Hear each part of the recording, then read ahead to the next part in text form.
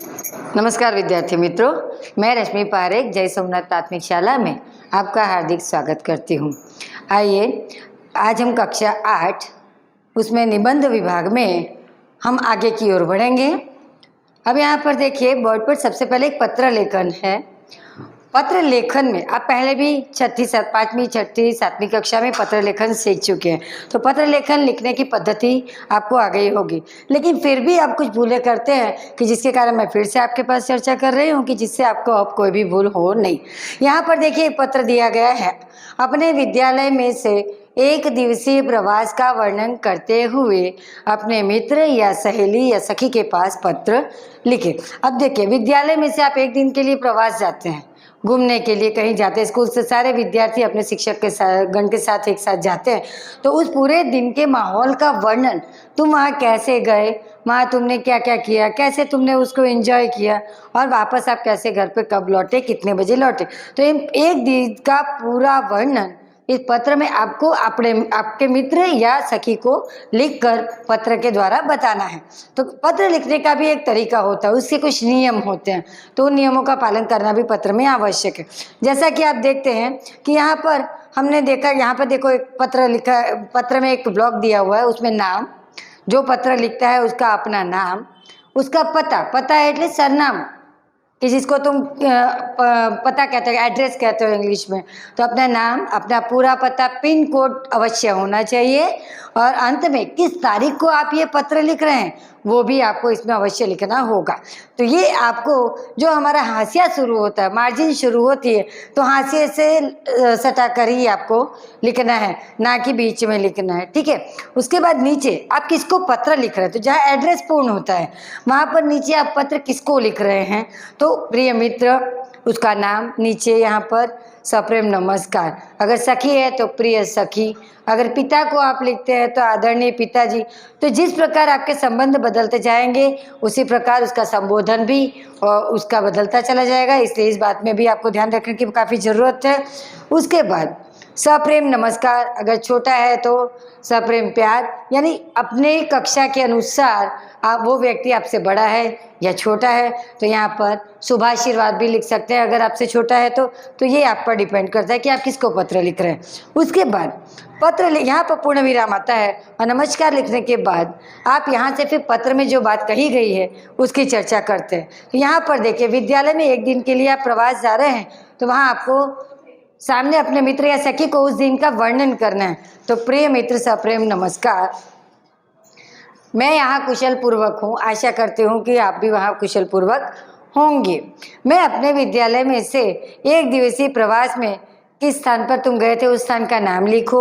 और उस स्थान पर जाकर तुमने कैसे वहाँ एंजॉय किया पूरा दिन, तो उसका वर्णन तुम्हें यहाँ लिखना है कि तुमने वहाँ क्या देखा, बगीचा देखा, वहाँ पर जू देखा, तो उसमें तुमने क्या क्या देखा, तो संक्षेप में उसका 10 से 12 वाक्यों में आपको वर्णन करना है। और अब 8वीं कक्षा में आप है इसलिए विस्तार पूर्वक इसका वर्णन कर सकते हैं। उसके बाद जब आप सारी घटना का उल्लेख कर देते हैं तो अंत में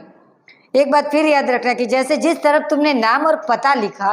पिन कोड तारीख सहित, उसी प्रकार नीचे अंत में जहाँ पत्र पूर्ण होता है तो वहाँ हाशिए के पास में ही नीचे जो पत्र लिखता है वो अपना खुद नाम नीचे लिखता है कि तुम्हारा प्रिय मित्र या तुम्हारी प्रिय सखी या आपका प्रिय बेटा, जो भी आप पत्र लिखते हो उससे संबंधित संबोधन आपको यहाँ पर नीचे लिखकर बताना होगा और नीचे अपना नाम लिखना होगा। इस प्रकार आप ये पत्र लेखन भी अपने से पहले जैसे आपने लिखते आए हैं, लेकिन एक बात का याद रखना, उसमें किस विषय में पत्र लिखा जा रहा है और हमें किसको लिखना है, तो इस संबोधन का आपको खास ध्यान रखना होगा क्योंकि सबके संबोधन अलग अलग होता है। जैसा कि आप आगे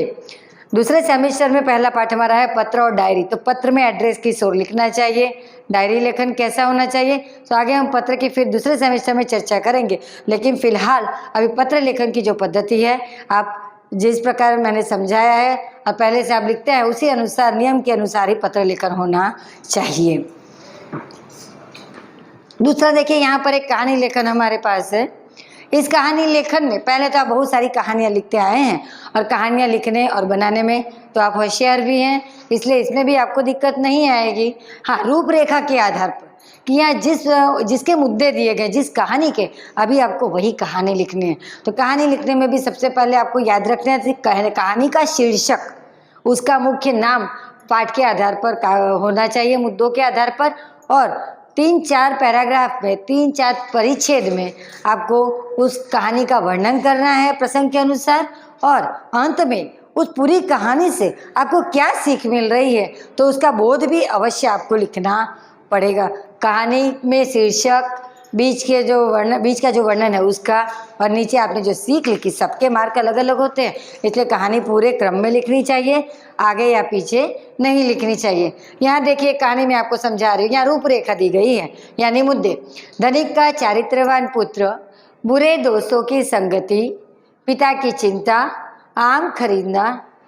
खरीदना और टोकरी में रखना, बीच में एक सड़ा हुआ आम रखना, दूसरे दिन लड़के के पास आम की टोकरी मंगवाना और सारे आमों का सड़ जाना, और इससे क्या बोध मिलता है। तो इसको हम पूरे कहानी के रूप में अपनी तरह समझेंगे कि एक धनिक व्यक्ति था, उसका एक चारित्रवान पुत्र था, वह बहुत अच्छा था, लेकिन जैसे जैसे वह अपने दोस्तों की संगति में पड़ा तो उसकी संगति भी खराब होती चली गई। अब उसकी इस खराब संगति के कारण उसके पिता बहुत चिंतित हो गए। वे चिंता करने लगे कि मैं अपने बेटे के कैसा परिवर्तन लाऊं। तो उन्होंने एक दिन क्या सोचा, एक युक्ति सोची, और उन्होंने एक दिन क्या किया, एक दिन वे खूब सारा आम खरीद कर लाए और उसको टोकरी में रखवाई उस बच्चे से, और उन्होंने कहा कि इसके बीच में एक सड़ा हुआ आम रख दो। तो पूरी टोकरी में अच्छे आम थे, लेकिन उसके पिता ने क्या किया कि एक सड़ा हुआ आम उसके अंदर टोकरी में रख दिया और टोकरी को ढक दिया। दूसरे दिन उसके पिता ने फिर उसको बुलाकर उस टोकरी को खुलवाया। जब टोकरी को खोला तो उन्होंने देखा कि सारे आम,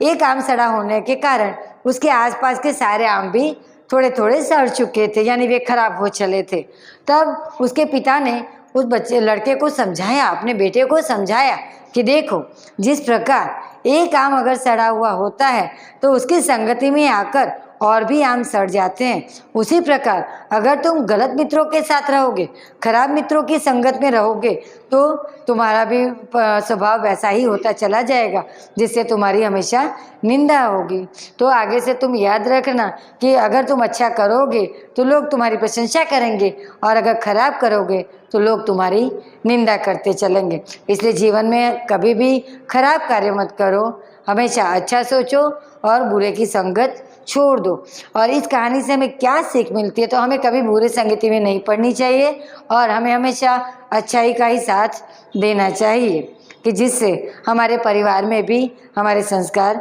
हमारे पिता के द्वारा दिए गए संस्कार भी हमारे साथ रहे और लोग हमसे खुश रहें। और यहाँ पर भी देखिए गृह कार्य में मैंने दिया है अपने मित्र या सखी को, यहाँ मैंने टॉपिक दूसरा दिया है आपको, वृक्षारोपण का महत्व समझाते हुए पत्र लिखे।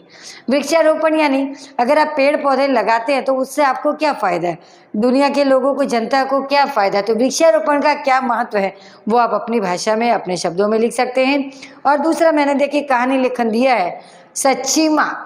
अब ये कहानी आपके पाठ्य पुस्तक में भी है, पाठ 2 ईदगाह जो आप पढ़ चुके हैं, उसमें चौथा प्रश्न सच्ची माँ कहानी के मुद्दे उसमें दिए गए हैं चौथे प्रश्न में। तो उन मुद्दों के आधार पर आपको वो कहानी भी लिखकर पूर्ण करनी है। नमस्कार।